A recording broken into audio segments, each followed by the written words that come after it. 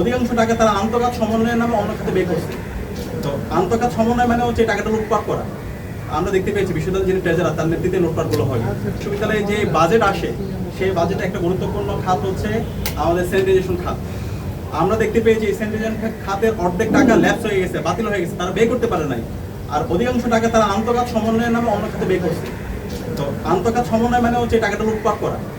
আমরা দেখতে পেয়েছি বিশ্ববিদ্যালয়ের যিনি ট্রেজারার তার নেতৃত্বে লুটপাটগুলো হয়, যে কারণে আমাদের এই শিক্ষার্থীদের বারবার সাফার করতে হচ্ছে, ক্যান্টিনগুলোতে বসতে পারছে না এবং এই বারবার তারা শিক্ষার্থীদেরকে অমানবিক তারা কষ্টগুলো দিচ্ছে।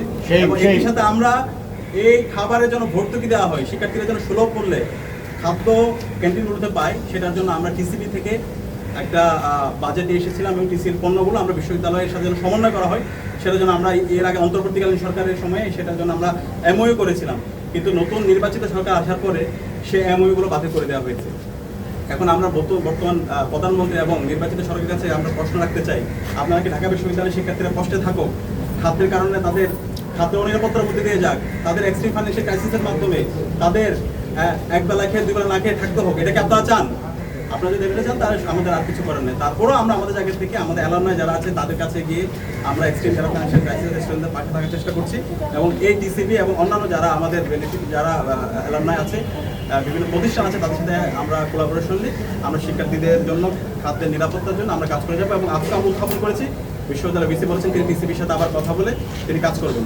একই সাথে আমরা নিরাপদ ক্যাম্পাস করার জন্য আমরা বিশেষ করে নারী শিক্ষার্থীদের প্রত্যেকটা হলে আমরা সিকিউরিটি গেট স্থাপন করার জন্য স্পন্সর নিয়ে এসেছি, গেট নিয়ে এসেছি, কিন্তু হল প্রশাসনের অসহযোগিতার কারণে আমরা গেটগুলো স্থাপন করতে পারি নাই।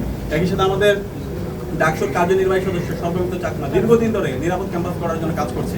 আমাদের পরিবহন সম্পাদক আসির আব্দুল্লাহ প্রত্যেকটা হল ক্যাম্পাসের প্রবেশমুখে আমরা সিকিউরিটি গেট এবং হচ্ছে ডিএমপি এবং স্বরাষ্ট্র মন্ত্রণালয়ের সাথে আমরা কথা বলে ওই সময় স্বরাষ্ট্র উপদেষ্টা যিনি ছিলেন তার সাথে কথা বলে আমরা ট্যাগের আওতায় নিয়ে এসেছিলাম 100 জন হচ্ছে এখানকার ট্রাফিক পুলিশ, কিন্তু পরবর্তীতে নির্বাচিত সরকার আসার পরে এটা বাতিল করে দেওয়া হয়েছে। তো এই নিরাপদ ক্যাম্পাস যদি আমরা বিনিময় না করতে না পারি তাহলে আমার মেয়েদের উপর এখানে বিভিন্ন ধরনের হামলা হচ্ছে, শিক্ষার্থীদের উপর হামলা হচ্ছে, ডাকসু নির্বাচিত প্রতিনিধিদের উপর হামলা হচ্ছে, ক্যাম্পাসটা উন্মুক্ত থেকে যাচ্ছে। তো এই নিরাপদ ক্যাম্পাস করার জন্য আমরা বিশ্ববিদ্যালয় প্রশাসনকে সুস্পষ্ট রূপরেখা দিয়েছি, তারা বলেছেন এটা তারা বাস্তবায়ন করবেন। আমরা এখন তার কার্যকর উদ্যোগ আমরা দেখতে চাই।